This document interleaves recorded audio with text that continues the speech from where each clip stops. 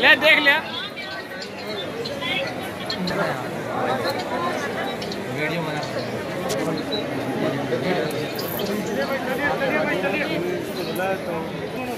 Office है ना ये सामने। सलमान भाई एक थोड़ा जी एक प्याल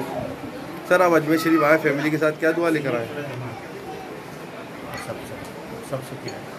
देश की तरक्की और देश की सेवा, बस यही सलाम और पीस।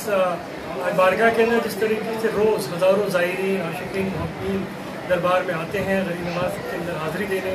आज प्रभात कुमार साहब जो हमारे मिनिस्ट्री ऑफ एक्सटर्नल अफेयर्स के एडिशनल सेक्रेटरी हैं वो परिवार के साथ, और नीतू जी जो जयपुर के अंदर पासपोर्ट ऑफिस के हैं,